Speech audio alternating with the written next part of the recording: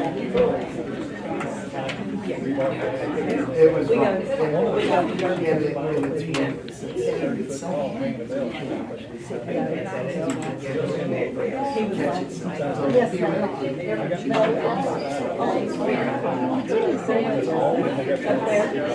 And his wife said, "Oh, Larry, you go to bed at 2:30." And I said, and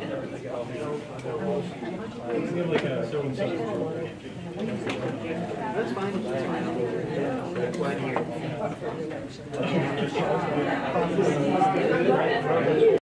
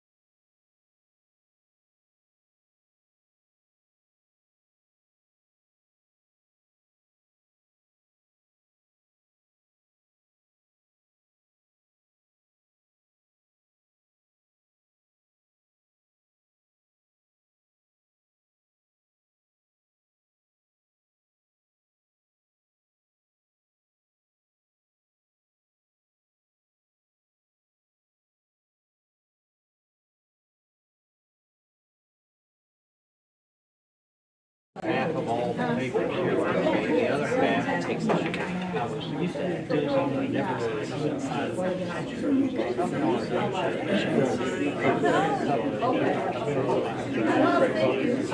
and they got the other half. Are these primarily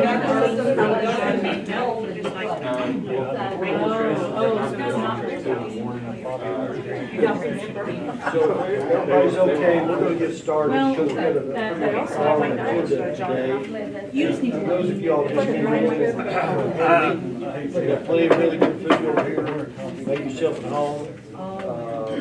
And I want to thank you all. I want to thank the staff for getting the food together. It's really, really good. So make yourself at home, take your time, and we're going to go ahead and move on. All right, so Sam, do we have a confirmation of a quorum and a press notice? Yes, we have a quorum and the press has been notified.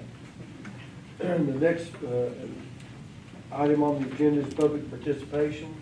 Do we have anybody here that wants to speak? I don't believe we have any members of the public. Okay, all right. Okay, so do we have, I think everybody's had a chance to look at the minutes.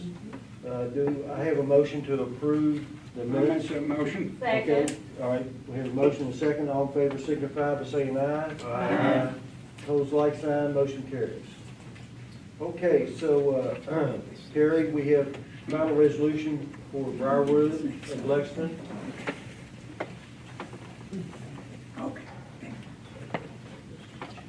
Good afternoon, everyone. Today I'm going to present to you the final resolution for Briarwood of Lexington Apartments. This is a bond financing project that we have, and they were induced as a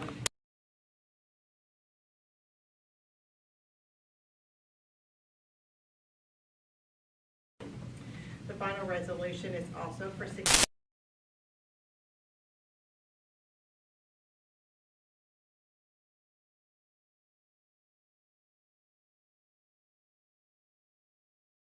projects and bond oversight committees. This project involves the acquisition and rehab of 204 units located in Center Parkway in Lexington, Kentucky. The project will serve 204 households at or below 60% of area median income, and those units are all one-bedroom units. The development team is listed in your packet. And DHC staff recommends the approval by the Board of Directors for their final resolutions for the issuance of bonds for Briarwood Lexington Apartments. Any questions? Do they have any questions of Terry in regard to this? Okay, I entertain a motion that we approve. So moved. All right, we have a motion. Do I have a second? All right, we have a second to Chad. All in favor signify by saying aye. Aye. Opposed, like sign? Opposed. Okay. Is there opportunity for Sure. comment? Thank you, Yes. Mr. Chair. I had a good conversation with board's counsel. My concern's not, I've worked, certainly have no complaints with them.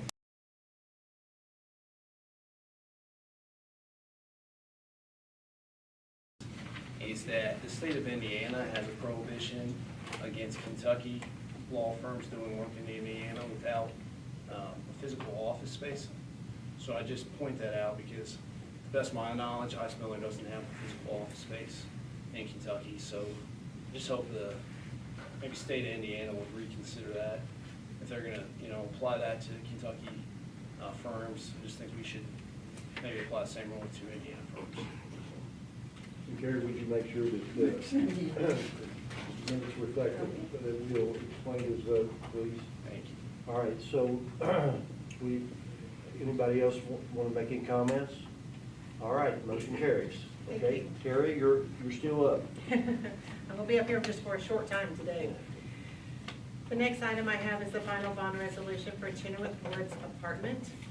Chenoweth Woods has received an inducement resolution from the Board of Directors on December 14th, 2023 for a bond authority in the amount not to exceed $11.5 million. This final resolution is also for $11.5 million. The project received their TEFRA hearing on March 11, 2024, and it has been presented to the State Property and Building Commission as well as the Capital Projects and Bond Oversight Committees. The project involves a rehab of 99 one-bedroom units located on Old Station Road in Louisville. The project will serve 99 households at or below 60% area median income, and all 99 units are covered by a project-based voucher. The development team is listed in your packet. And KG staff recommends the approval of the Board of Directors of this final resolution for the issuance of bonds for Chinook Woods Apartment. Can I get you to go back where we were, we were speaking, the set Jefferson County? Okay, old station, okay. Okay, thank you. Any members have any questions of Terry in regard to this project? If not, I'll entertain a motion that we approve. Steve will make a motion. Okay, we have a motion. Do I have a second? I second. Have a second. Motion and a second. All in favor signify by saying aye. Aye. Opposed, like sign. Motion carries. Thank you all. Thank you, Terry. Gail, you get to present. Join the program on in policy on communications and planning, okay? Yes, Programs and Policy Committee and Communications and Planning met in a joint session on May 29th, 2024. During that period of time, Kendrick Vonderschmidt presented the fiscal year 25 corporate strategies and the 25 allocation plan. Kendrick's here today to present the content to the full board and for the board's consideration of a resolution adopting the 25 allocation plan. So Kendrick, at this time. Oh, there you are. Thank you, Gail. As Gail said, I'm here to present the fiscal 25 overarching strategies and the fiscal 25 allocation plan. The first item, the overarching strategies, is just informational. We have 3 overarching strategies of the corporation going into fiscal 25. The first is address Kentucky's most urgent housing needs, focusing on supply and disaster recovery. The second is to mitigate financial risks, that stays the same from last year, and that is focused on our financial health as an organization. And the third is to sustain and advance our core competencies, focusing on retaining staff and maturing as an organization going forward. With that just being an informational item, any questions or comments for that? Any members have any questions of Kendrick? Go right ahead. All right, we'll move right on to the fiscal year 25 allocation plan. We'll stay mostly on this first page of the plan itself.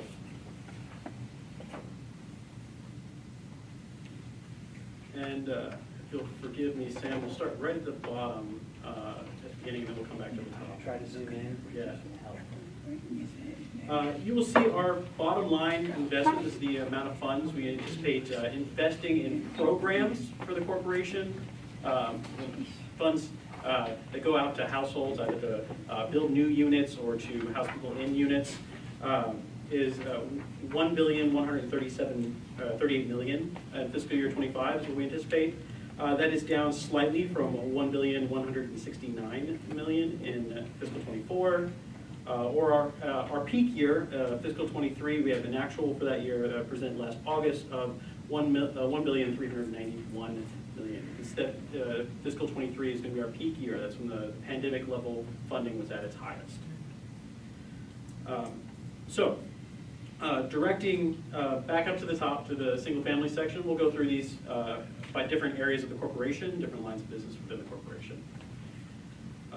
First, on line A, we have an overall production goal for our single family lending department, increasing from $500 million in fiscal 24 to from $400 million in fiscal 24 to $500 million in fiscal 25. What programs will make up that $500 million is very contingent upon the interest rate environment. However, if you look to line B, we project that the secondary market program, how we funded our mortgages for the past couple of years, is reducing from 250 million in '24 to only 100 million next year. And to make up that slack, you can look into that lines D and E, our tax-exempt bond-funded lending program and our taxable bond lending program. Tax-exempt is projected to double from 150 million to 300 million. And the new taxable bond lending program, we predict to make up the rest at 100 million going into next year. Also in our single-family section on line G, you can look to our U.S. Treasury-funded Homeowner Assistance Fund, we refer to as HOAF. We're projecting an increase from 14 million to 19 million between 2 fiscal years. And this is, we're bringing on a new program to assist with home repairs associated with homeowners. At this point, time, any given homeowner's issue with their current mortgage back to the pandemic has become a little bit tenuous, and we are now moving on to a new home repair program with hopes to get the rest of the funds out before those funds expire. Finally, within single family, again, looking to line H, our investment in counseling is projected to fall from 215,000 to 125,000 between fiscal year 24 and 25. This is primarily due to the corporation no longer applying for or being the pass-through for the HUD counseling grant. Traditionally, we would apply for that grant and then act as a pass-through. Instead, we anticipate that our current partners are going to apply for that grant directly instead. We still will maintain our own privately funded counseling program instead.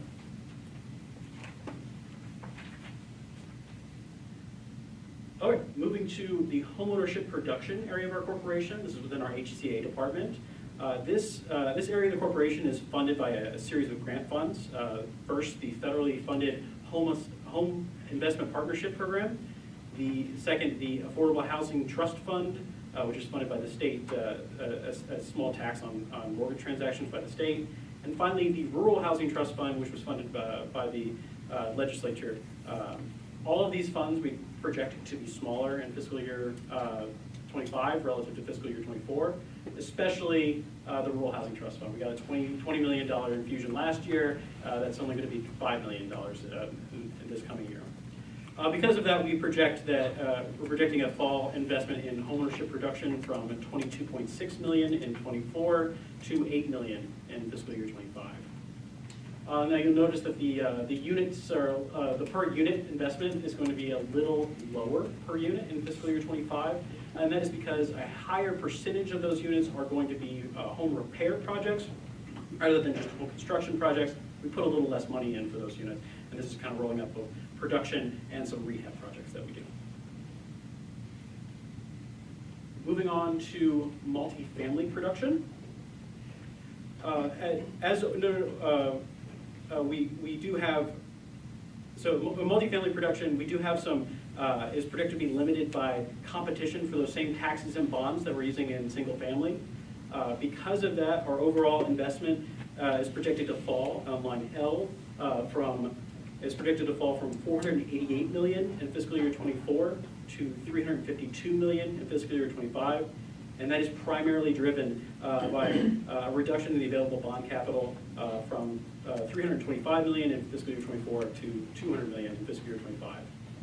KHC continues to maintain flexibility to respond to capital as it becomes available throughout the fiscal year as other entities in the state underutilize their allocations. Moving on to our rental assistance section. This is primarily a collection of programs from our project-based and our voucher-based housing programs. And the amount of available assistance is relatively flat year over year, as seen in line N. We do project a higher utilization of our vouchers, of our pandemic-era emergency housing vouchers, located on line O, from 95 units to 208 units. It's a doubling of the vouchers that we think we're going to be able to actually get people into homes with. And finally, the COVID-19 eviction relief ERA2 funded programs on line P. We are anticipating another round of sub-grants to our homelessness partners throughout the state, which they will continue to use for eviction diversion and rental assistance programs. And that reflects that increase to 16 million in investment in online P, up from $12 million prior year. Next, moving on to our homelessness and special needs program. You will note that on lines R and S, those are virtually flat fiscal year 24 to fiscal year 25.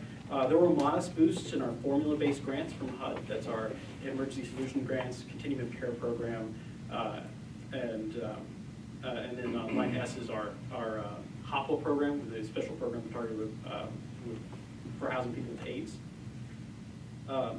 There are additional COC funds that KHC was awarded through a special notice of funding of opportunity for rural and unsheltered homelessness that are not reflected in fiscal year 25 and were also not reflected in fiscal year 24's projections. However, they will be reflected in August when I come back and share the actuals of fiscal year 24 for you. That'll be a significant boost in what we awarded this year. Finally, you will note the end of the pandemic era ESG Cares program on line T. That program expires June 30th this year. All right, our final section is energy efficiency and weatherization. Those of you who were on the joint committee yesterday will notice some big numbers here. I went back to our program staff. We tailored this back to what we projected will actually be getting out the door and applying to actual units rather than what we would be just awarding to our partners and what might roll over again.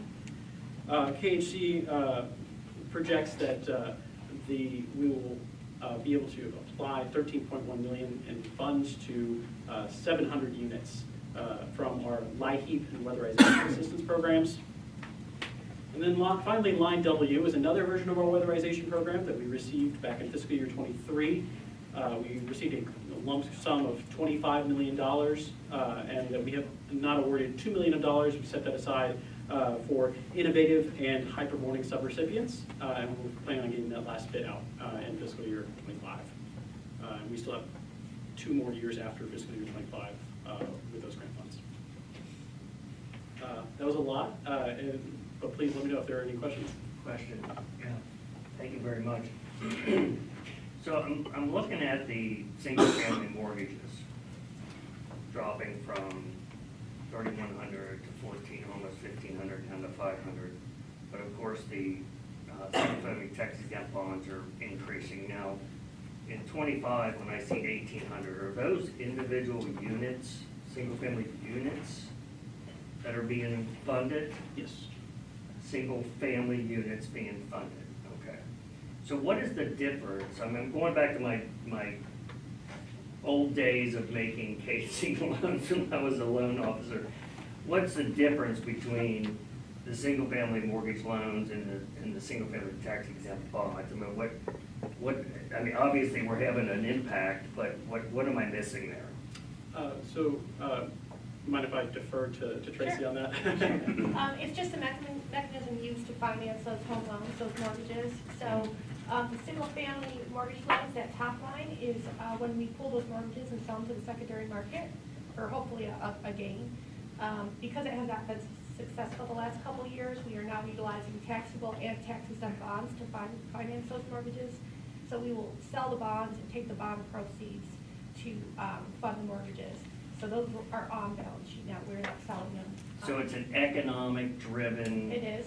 shift. Yes, so with interest rates being so low, the tax-exempt bond program just wasn't feasible for the last 10, 12 years. Okay. We just couldn't get enough spread from bond yield to the interest rate on the loan. And now with rates being higher, it is a much more advantageous way to finance. Okay. Yeah. But the assistance program, the down payment assistance program, it's still It's the same across the board. linked either way? Yeah. Okay. Same across the board, and it's self-financed. Okay, great. Thank you, Tracy. Thank you. Any other members have any questions? Okay, Kendra. With that, this is a resolution for adoption of this document, Okay. and I'll turn this back over to committee. Do you need a motion? Yeah, we need a motion to adopt this. We have a motion from Mr. Brunson, a second. All in favor signify by saying aye. Aye. Opposed, like sign. Motion carries. Now the adoption of the allocation plan, right? Yes. Okay. That was the That was, okay, I'm sorry. All right. Did we miss it? No, present them. Kendrick, thank you so very much. We appreciate it. Thank you, Chairman. All right, Stephen Brunson, Am you're I up. up? Oh, God. Thank you, Mr. Chairman. We had a meeting a couple days ago. Finance Committee of the Kentucky Housing Corporation held a meeting at 11 a.m. on Tuesday the 28th. Kevin Fields, our Director of Internal Audit, led off the meeting with a presentation of the fiscal 25 annual internal audit plan. And I'd like to ask Kevin to come forward at this time to give his highlights. Good afternoon. Yeah, so in your packet, you will have a copy of the 2025 internal audit plan.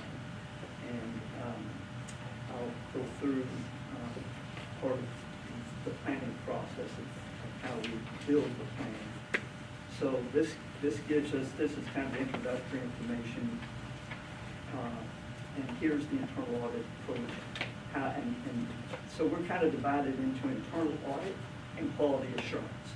So under the internal audit portion, there primarily audits over programmatic operational areas as well as internal control.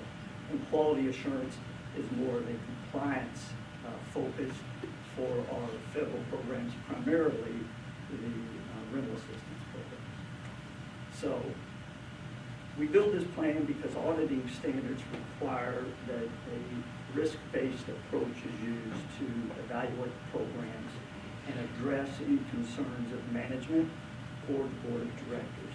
So the plan is designed to provide a summary of those audit services that we will perform throughout the year.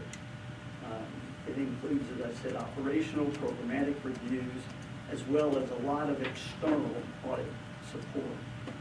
So when the external auditors come in to review the financial statements at the end of the fiscal year, throughout the year we're performing control testing that they can look at, test, and then rely on. So we do that periodically throughout the year. So page 6 of the plan is basically those areas that we're going to include for fiscal year 25. As you can see, external audit support, single audit testing. This year, cash receipts cycles to the top for internal controls. We also perform the account verifications, loan verifications, or actually the external auditors perform those, send those out.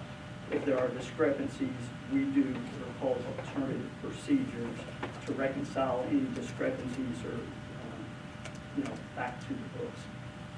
So we perform that typically in August. We also review the SOP reports on behalf of the external auditors. This basically is over the trustee. And then again, support for this year, we believe, I was talking with Wendy and I were exchanging some email, we believe this year the project-based program, since it's one of our largest programs, will be up for review. But that's yet to be determined. So that's page 6, and then the quality assurance reviews. The completed projects will also include a vendor management review. So the corporation has a vendor management program, and we plan to perform a test of that program throughout, probably towards the spring of next year. This time next year, probably. The completed audit reports for this current fiscal year are on page 11 and 12. And the members of the Finance Committee have received copies of these reports throughout the year. But we always summarize those. Yeah, these are the programs that were completed during this fiscal year. And then, I think the next page. Yeah, the advisory services. We also provide advisory services on a couple of committees, the Information Security Committee, Enterprise Risk Management, and the Safety Committee as well. So although much of the work we do is pretty much regulatory in nature, the plan remains flexible to address any concerns of the board or concerns of management. So with that in mind, I'll be glad to answer any questions you may have. Kevin, I do have a question. I just want to compliment you on a job well done. This is excellent. Thank And is there any place in the corporation where you think you need extra help or extra work to do to really do your job? One area that we do struggle with, we're small staff, but the corporation has built a cybersecurity, John's area takes care of that cybersecurity function.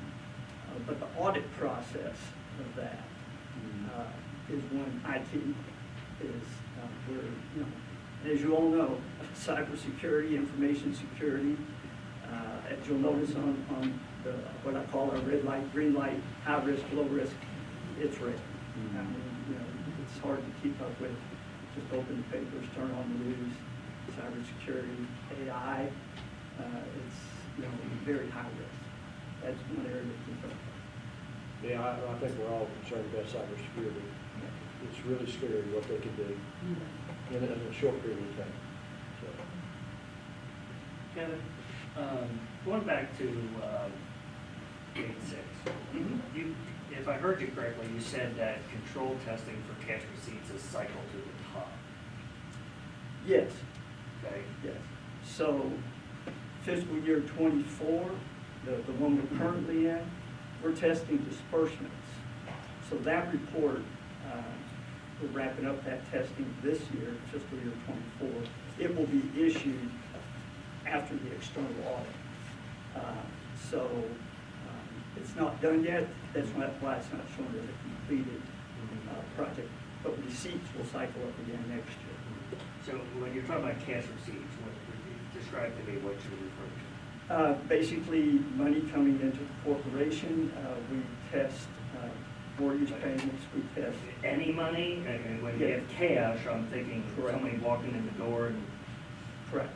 We pull samples of cash receipts out of the daily cash receipts log, and it can be on both, we test both the operational side, the people walking in and making cash payments, sending in checks for the mortgage payments.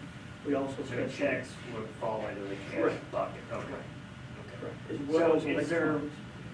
I mean, is the demographic, you know, I mean, a lot of adoption of electronic payments, right? So is the demographic driving that, that the fact that we're still kind of dealing with the cash receipts, if you will? Is there a lot of walk-ins or Well, mail-ins? to some degree, but we don't have nearly the amount of walk-in that we used to, even pre-COVID, you know. Okay. No. Is there an effort within the organization to Yes. push more people toward, okay? So, yeah, but when we pull our samples, we'll sample cash, we'll sample ACH, EFTs.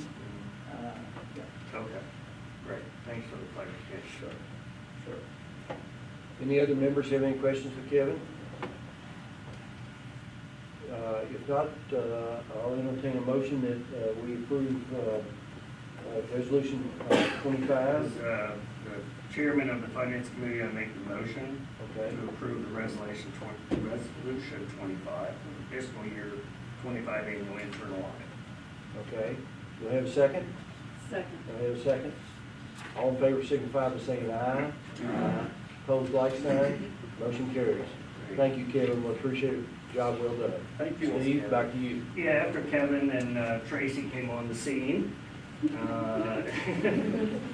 presented the details for the March 31, 24 financial statement, which was an abbreviated version, an abbreviated version follows. Financially, corporation had a good third quarter, which should result in a good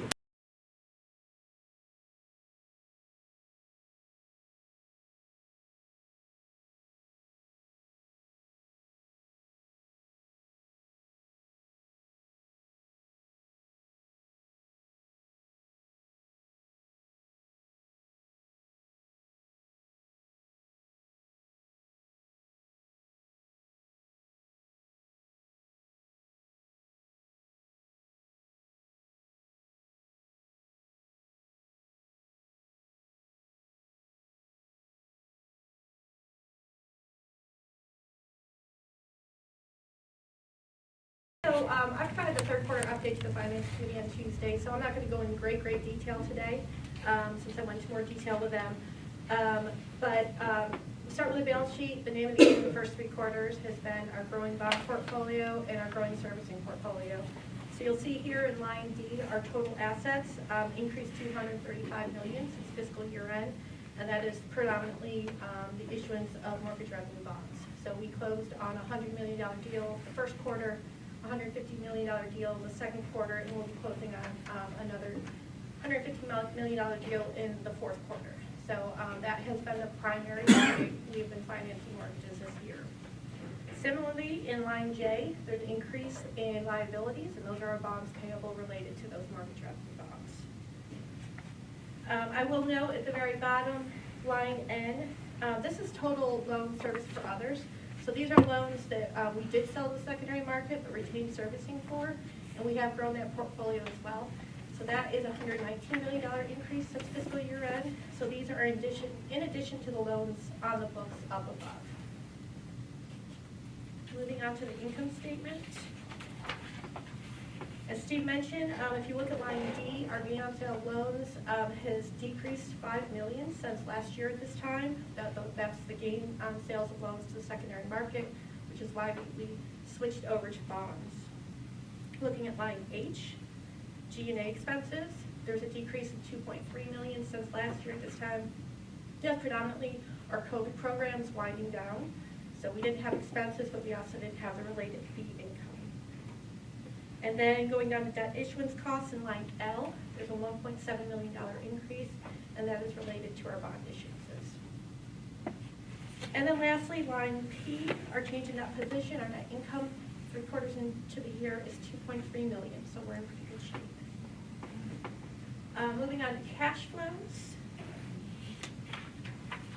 You'll see some big swings here again, looking at cash flows for non-capital financing activities in line E, as well as cash flows from investing activities in line D. That is all the inner workings of bond proceeds coming in the door and then going back out as we purchase those mortgages. So again, growing the bond portfolio and the associated costs of doing so. And then looking at a couple single-family metrics at the bottom, H, I, and J. As you can see, we're ahead of the count compared to last year in terms of our single-family production. Adding that MRB program to our secondary market program, we are actually looking at a potential volume of $600 million in mortgages this fiscal year. So we've given the market, we've really kind of knocked out the park. Next year, as Kendrick presented, we're looking at slightly lower loan value. The next 2 schedules are related to our operating budget. So this is the operating fee budget versus actual. I'll just highlight a couple things here. Our rental assistance program is $1.6 million favorable to budget. Our servicing income is $1.6 million favorable to budget. That's line G.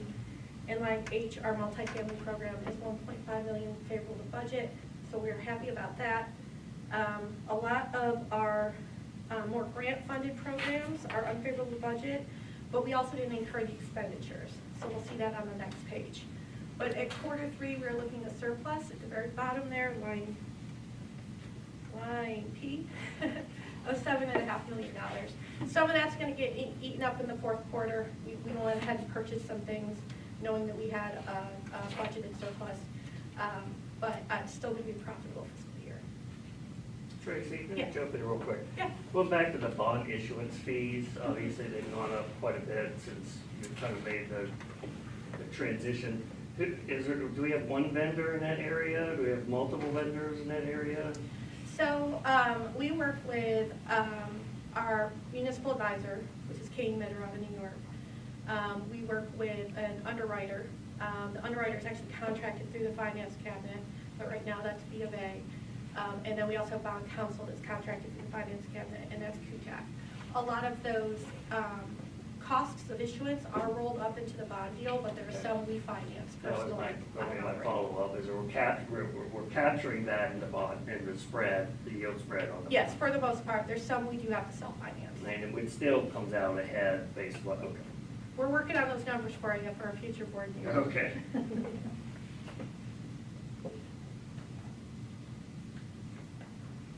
Okay, and then the expenditures for Q3, I'll just highlight a couple of the larger variances on here, starting with line C, contractor temps.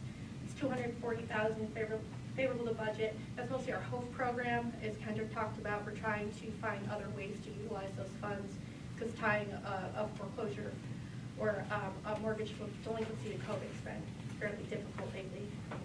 Line F, computer operations, $216,000 favorable budget. This is some projects that were delayed that are being pushed into fiscal 25, like HR software, some servicing modules, HMIS software. So you'll see that in the fiscal 25 budget. Lines K, L, and P are kind of commingled. They're travel, employee development, and training for clients and partners. Again, some of that's been delayed and pushed into fiscal 25. We had anticipated conferences, anticipated travel. Some did take place, but others either the staff couldn't get there or the conferences just didn't show up in the right times for staff to be able to attend.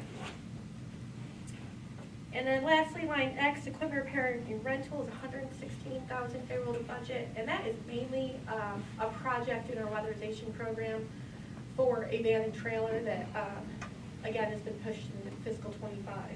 But that does leave us with a $2.2 million favorable to budget expenditure line. That is my update for the third quarter financials. Does anybody have any questions? Members have any questions? Steve, back to you. You want to make a motion? Sorry.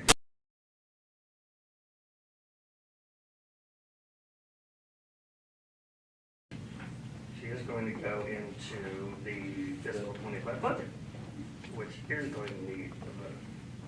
Yes. So in the budget packet is probably about 18-page operating budget with some schedules and some memos attached to it. The first 5 pages of the packet is a budget memo, which highlights how we're doing, currently financially, what we're projecting to do next year, and just some indication of how we actually prepared the budget. And then there's a series of schedules to follow where we compare fiscal 24 to fiscal 25 budget, fiscal 24 projected actuals to fiscal 25 budget, and all of this was used as an analysis for us to come up with a sound budget that can be executed on. Again, since this was presented to the Finance Committee, I'm not going to go into great detail. I do want to highlight a few things that were in the memo. We are entering fiscal 25 in comparatively good financial condition, coming off what is projected to be a profitable fiscal 24. This fiscal year, we saw continued wind down of some COVID programs, as well as some growth in program areas such as home ownership and servicing, our continuing care programs, and weatherization. We embarked on a mission to have a housing supply gap assessment completed, and we continue to study and communicate that message. All of these initiatives are demonstrated and will continue on into the fiscal 25 budget. We will start by looking at page 6. You should know these pages by now, Sam. So this page of the operating budget does go with resolution number 26, and we'll need a vote. There are 2 pages that require a vote. This top section in gray is related strictly to our old bond indenture, and is required. We're required to create a budget to provide to the trustee. So that's what this part is. I draw your attention to line F, where you can see there's $1 million transfer to operating. This is down from $2 million from fiscal 24, and this is to recover our administrative costs associated with running the bond indenture and administering the bonds within the indenture. We go down to the bottom half. These are total expected revenues versus operating expenditures, which for fiscal 25 result in a projected surplus of $4.8 million. The budgeted fees and administrative reimbursements are estimated to increase by approximately $1.66 million over fiscal 24 projected actuals. So right now I'm looking at the middle column versus the left column. So I'll go through a couple of these variances of projected fee income for these areas. Line K, there's a $1.34 million increase in weatherization, and that is due to additional federal appropriations we're expecting. In line H, there's an $816,000 increase in rental assistance fees. In line J, there's a $625,000 increase in homelessness administrative reimbursements. We awarded a few more grants under a continuing care program. Line Q is $470,000 increase in state and rural housing trust fund admin. And all of these are offset by a couple decreases. Line L and P, a $975,000 decrease in homeownership and servicing income. That's compared to the record production numbers we're hitting this year. Line O, there's a minimal decrease in multifamily of $309,000. And this is mostly based on the projects we have in the pipeline currently. In line N, there's a decrease of $302,000 in HOPE, which that is a COVID program. And then, as I discussed above, in line T, there's a $1 million transfer from our old indenture to cover operating expenses. And then line U, there's a $1 million transfer from our new indenture to operating. As we're incurring new expenses under the new indenture, that $1 million should cover the administrative expenses incurred, adding to that indenture and growing the portfolio. So with that, operating expenditures are backed out of that fee income and administrative reimbursement. Operating expenditures in line W are $36.8 million, which is $3.5 million over the fiscal 24 projected actuals, and that results in that $4.8 million surplus. So that is page 6. Yep, anybody have any questions on this page? I like it surplus. Me too. So we'll go on to page 7. This is the other page that will be voted on. This is our total operating budget, which goes with resolution number 27. I'm going to actually use page 10 to give you something to compare it to, so you know what those numbers are. So this is our fiscal 25 budget versus our fiscal 24 projected actuals. Much of this increase is a result of inflationary increases in costs, cost of living adjustments for staff, and increased grant activities and federally funded programs. We'll start with our biggest expenditure, which is salary and benefits and contractor temps. 2025 budget for this item totals $26.7 million, a $2.6 million increase over the 24 projected actuals. This increase includes a 4.1 cost of living increase for all staff, including the executive director, along with other minor market-based compensation adjustments based on recommendations from an HR consulting group. It also includes anticipated increases in employer paid health insurance premiums and some new positions due to the new grants we have coming on board. So that's our biggest line item. We've got a couple more to highlight. Just let me say that I think it's very appropriate because the people at KHC do a wonderful job, and they deserve that increase. Thank you. We went through a process of looking at all job descriptions and working with an HR firm to make sure we are appropriately, compensating staff for the work they're doing, and it's really a retention effort as well. Thank you. Thank you. Line E, computer operations. This reflects an increase of $350,000, comprising mostly of costs associated with several corporate-wide software implementations by our technology services team, cyber security initiatives, and some Microsoft upgrades. Line F, business services. This is a $210,000 increase, which includes the cost associated with later phases of the Kentucky Housing Supply Gap Assessment, as well as procurement of a consultant for our 2025 comprehensive plan and analysis of impediments required by HUD. Line H, employee development, and line J, travel. I just talked about some of that. These are conferences and planned travel events for staff. Some have been moved in from fiscal 24 budget. Most of these are grant specific and reimbursable via admin fees. Line K, training for clients and partners, kind of similar. This increase of $305,000 represents costs associated with our grant programs, and they're also reimbursable via admin fees. And then lastly, capital computer hardware, that bottom line Z there. There's no budget for it this year. We completed several projects in '24 that we do not have any anticipated in '25. So overall, there's a $3.5 million increase in expenditures, mostly just due to salary and benefits. When you compare just the fiscal '24 budget to fiscal '25, it's only 1.2. With that, I'm happy to take any questions. Tracy? Yeah. Matthew brought up a good question that I was thinking about is there a connection between COVID and the contractor temporary labor drop-off? That is a few things. So yes, that is part of it.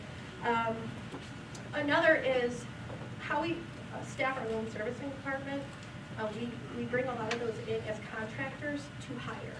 So when we budget for it, we actually budget those as salaried positions, but they come in on our financial statements as contractors initially. So it's a little bit of a budgeting switch that we. Why is that? Why do they come in? It's just easier to find folks. I think we use Robert Half for the most part. So it's kind of like, you have a 90-day period to kind of whatever, what's the word I'm looking for? Yeah, probation. Yeah.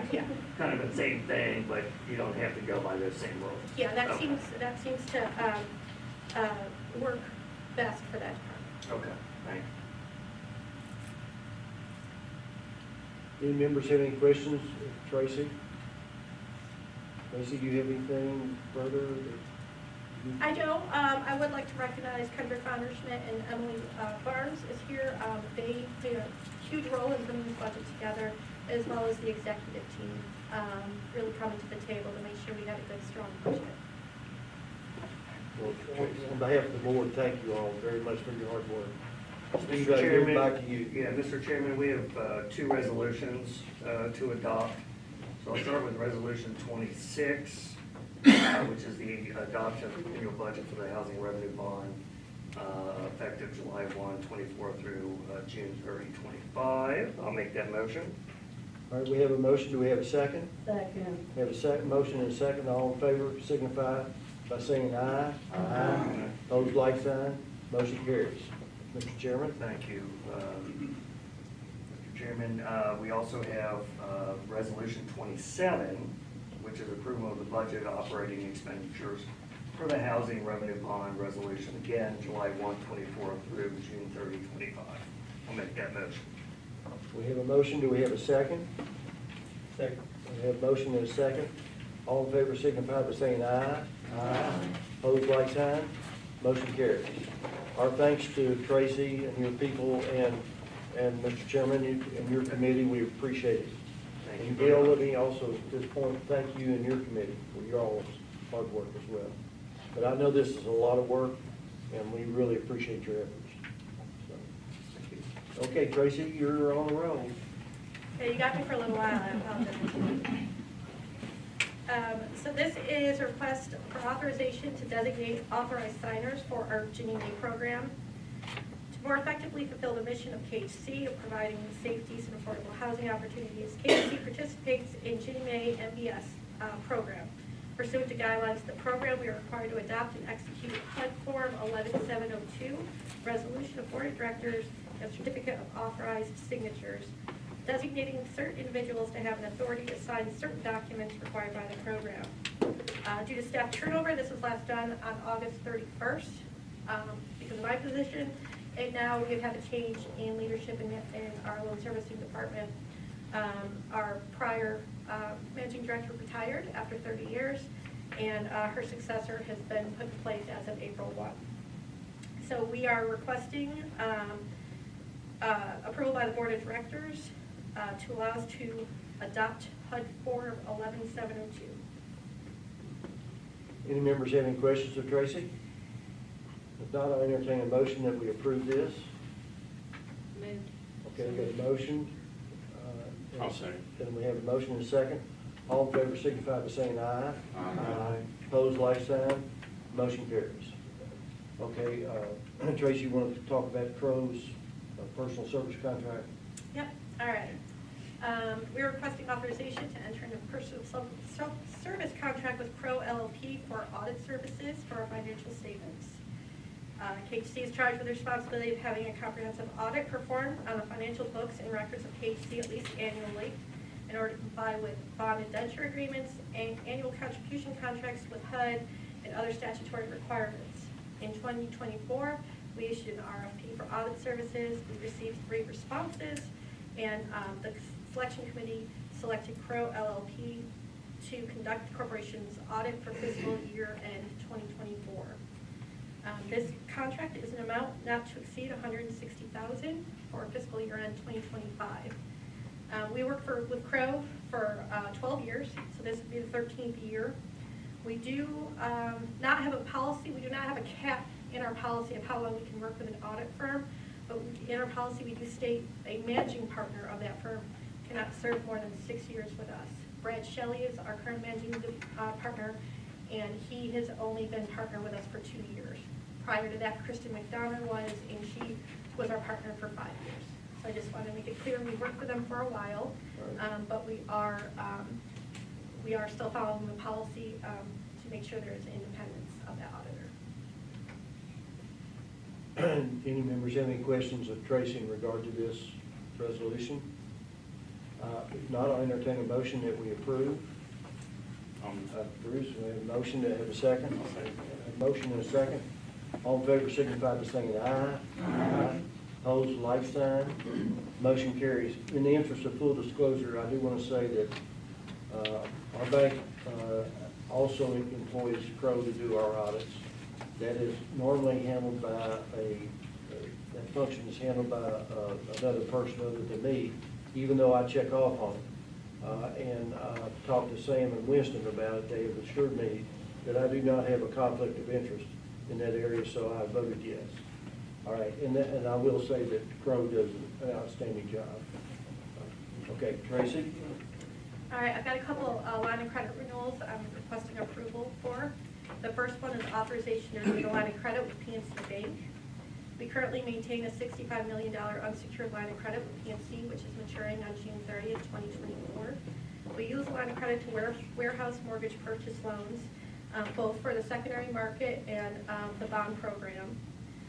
In addition, the line of credit is available for the buyout of seriously defaulted FHA, VA, rural housing, and Ginnie Mae securities, and the buyout from the bond indenture of FHA, VA, RHS loans on which foreclosure has been completed but claims have not yet been received.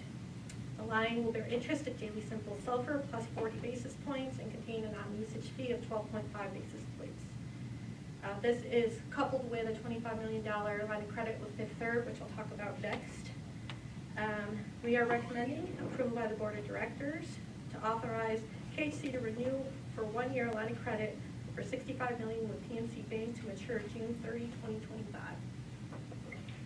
Any members have any questions of Tracy in regard to this line of credit? You've had this line of credit for a number of years, right? We have, yeah. Okay. I think we may have increased it some during COVID with the fear of having to advance a lot of T&I, but Right. We utilize it and they seem to be really good partners. Yeah, you use it extensively, don't you? What's the pricing on that?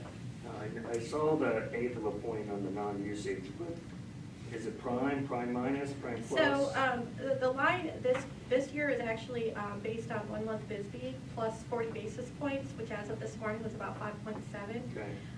I guess BSBY's going away, so moving to daily simple SOFR looks like it's going to be in our advantage a little bit, staying at the 40 basis points.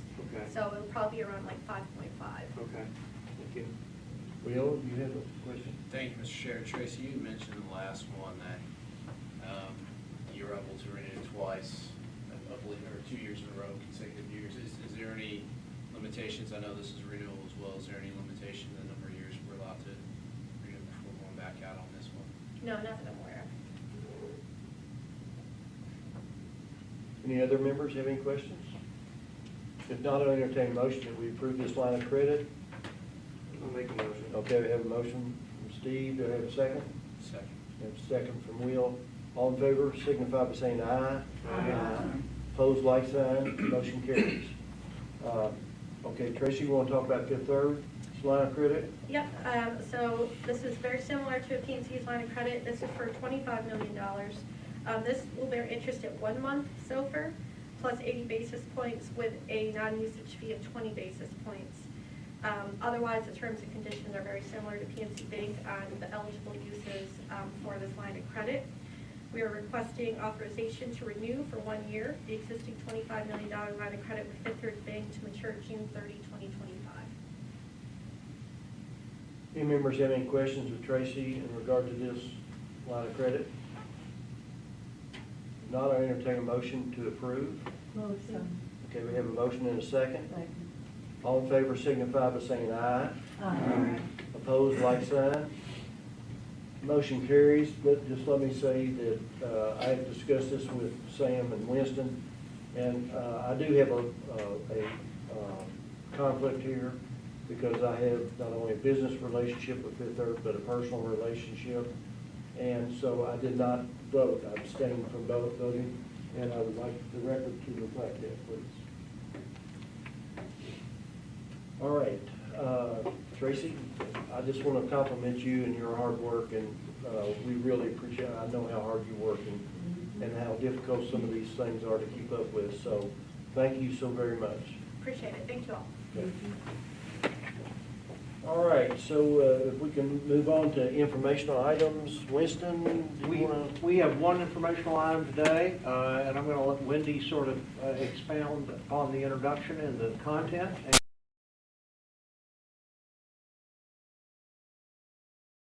Wendy? Home for the Maple River Club. So many good compliments, and I was so proud of the work they did. They talked about the homelessness issue and the gap in housing.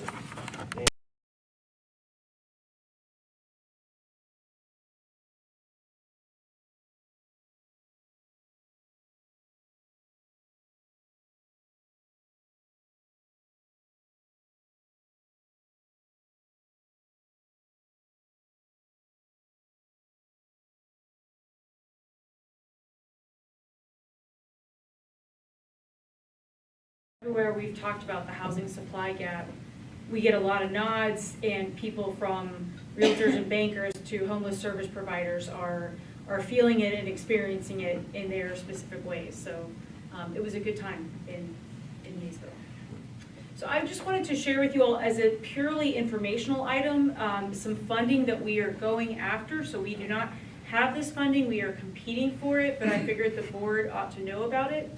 So in one of the recent funding packages, and I'd have to check to remember which one, federal funding, there's a new program through HUD that is being made available on a competitive basis. We can go to the next slide, Sam. It's called PRICE for short, and that stands for Preservation and Reinvestment Initiative for Community Enhancement, which doesn't tell you a whole lot. But basically, this is a competitive HUD funding round for mainly for states, but some other applicants are eligible to seek funding to address manufactured housing in their state.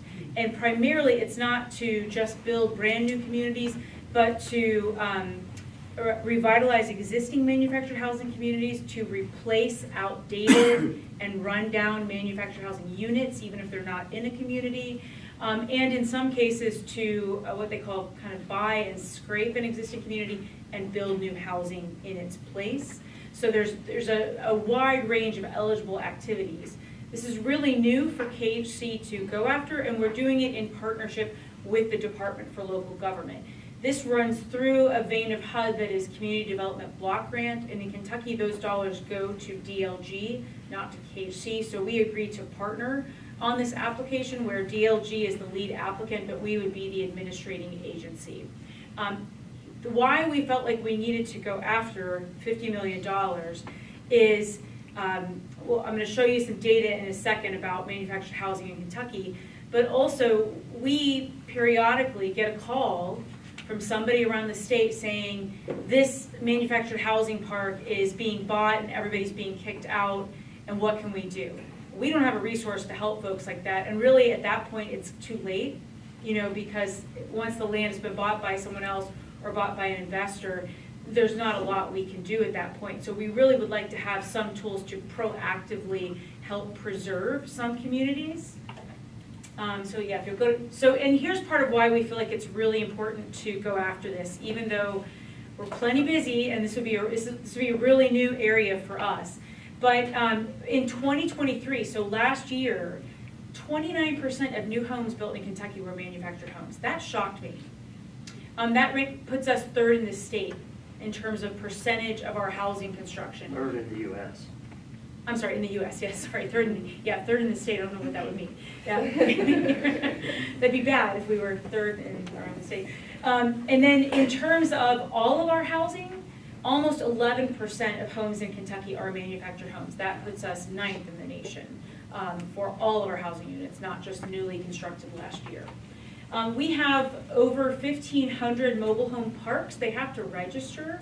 And so we got that registry list. That's a bigger number than I expected, and it covers lots and lots of parts of the state, urban and rural. Do they register with Secretary of the State, or who do they register? I think it's the buildings department. I'm pretty sure that's where we got the list from. I could go back through my email and figure that out. I didn't know they had to register. That was news to me.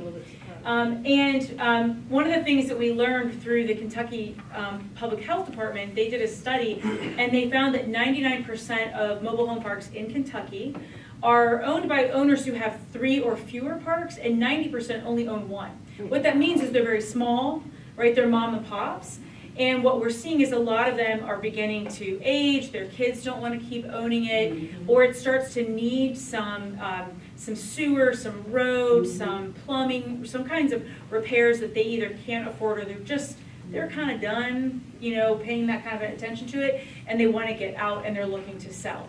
And so we feel like the time is right now to help some of these communities before they all get bought by equity investors, which is happening in a lot of states. It's happening here, but not widespread yet.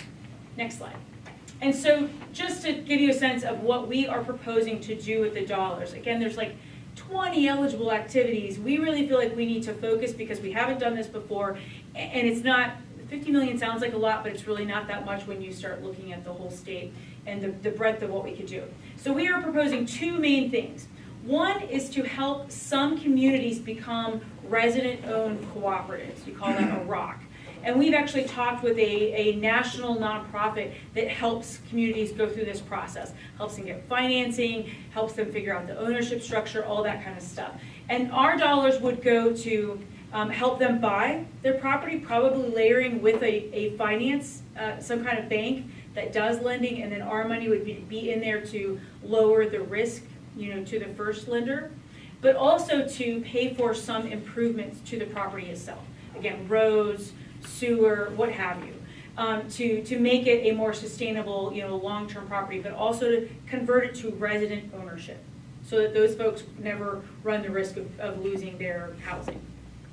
And then 2 would be to do targeted replacement of owner-occupied manufactured housing units. So this would be 1 by 1 by 1, not in communities, but where you've got largely what we're going to focus on is pre-1976 units. That's before HUD code governed how the units have to be built. Anything before 1976 is often really run down, really energy inefficient, and really not a long-term sustainable house for decades and decades into the future. And so we would look at, for low-income Kentuckians where there is a health and safety risk because of their unit, replacing them. So this is definitely targeted spot by spot by spot. We're not talking about replacing everything in a park. It's more case by case. And what we project based on our estimates and talking with some consultants and some other partners who've done some of this, we're estimating that the dollars we're asking for could help us do 6 conversions of communities, and within that help 150 residents with some home repairs, including accessibility. Trailers are notoriously, or mobile homes are notoriously not always accessible for people with disabilities, so we would want to be able to do that. And then to replace roughly 50 units within parks. So that's with the focusing on the mobile home communities. And then under that targeted replacement program, we are projecting about 100. So replacing about 100 unsafe manufactured homes with newer, more energy efficient and accessible units on a spot by spot basis. Again, this is just informational, fingers crossed we will get this funding. We just felt like we should let you all know. It's exciting to us because we haven't had this kind of tool to do anything with, and we're excited to partner with DLG on the application. And I could probably answer some questions, but probably not all. Will? Thank you for the information. When you are talking about replacing the 100 unsafe, can you like dive into that? What does that look like for someone that has the pre-1976? You approach them and...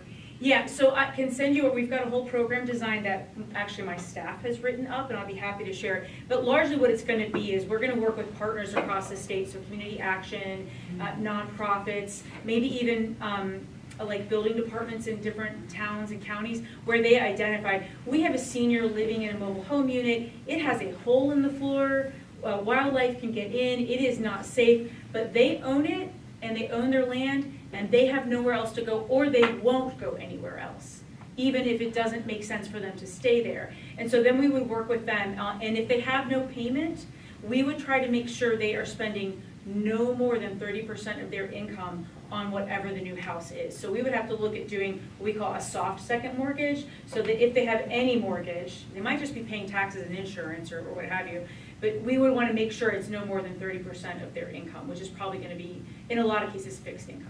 Thanks. So is that part of the eligibility requirement, that they own the land? Yes, Okay. yeah.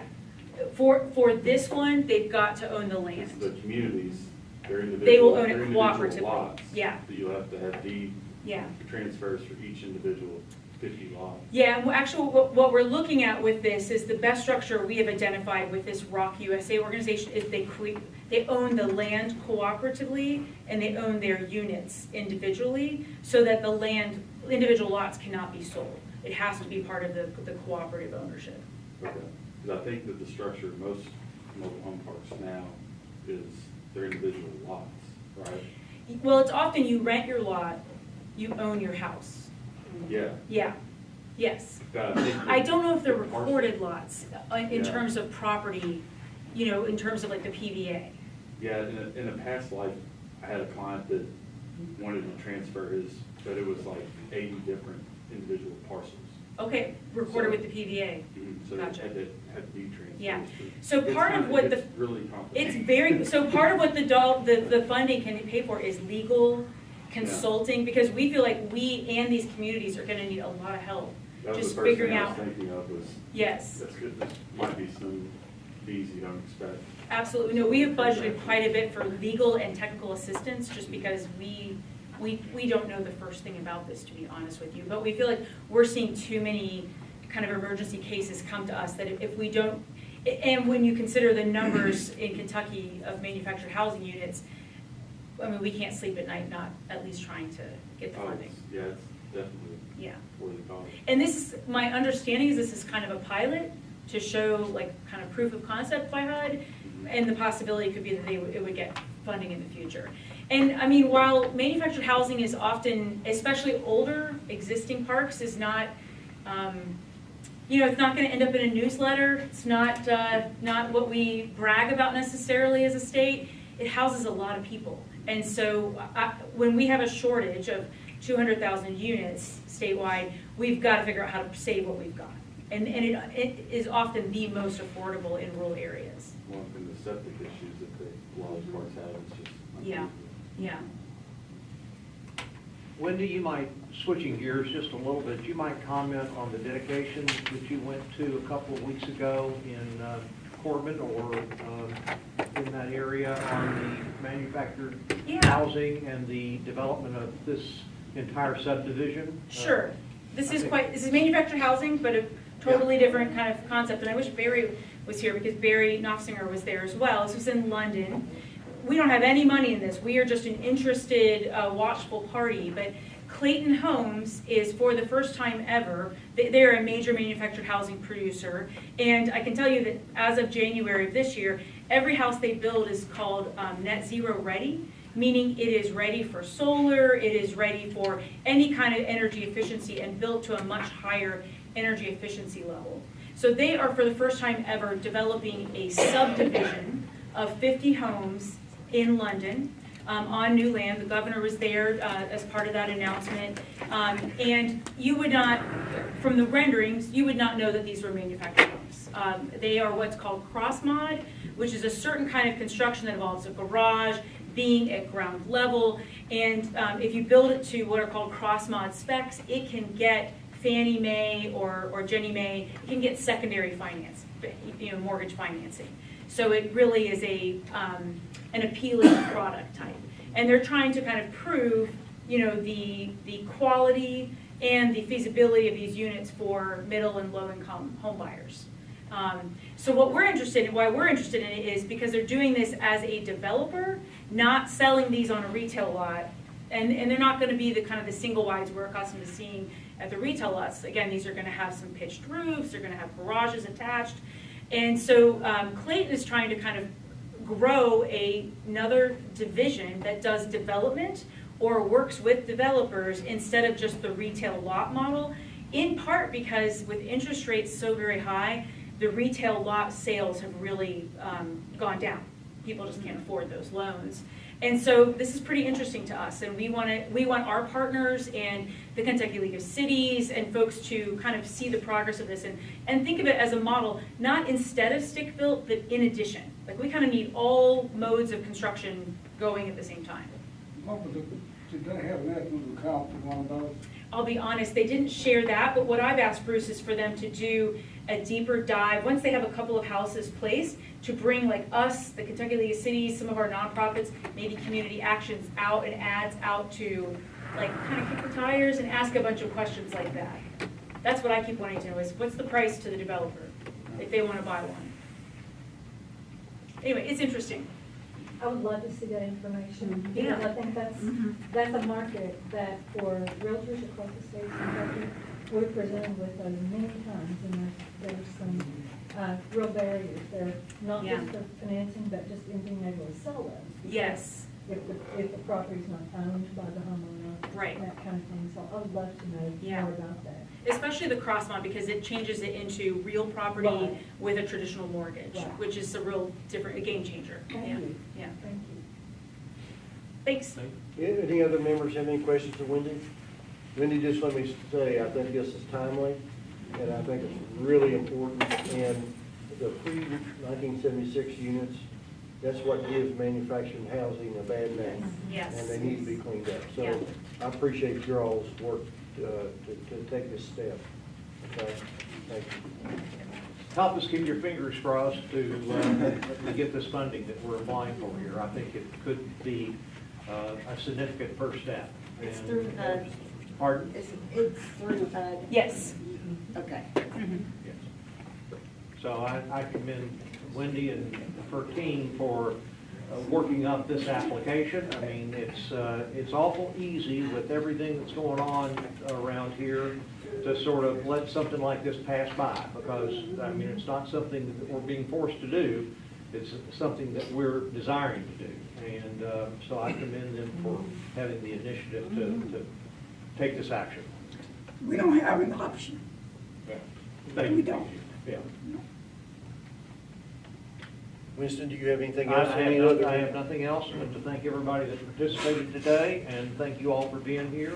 And I don't think we'll be reconvening unless we have some need for an executive committee or some other committee meeting until August, right? So I hope everybody has a very nice summer, and we look forward to seeing you again in August. Any other board members or any other staff have anything that they would like to bring up today? Okay, so if not, I'll ask for a motion to adjourn. Got a motion and a second, all in favor, signify by saying aye. Thanks for the food.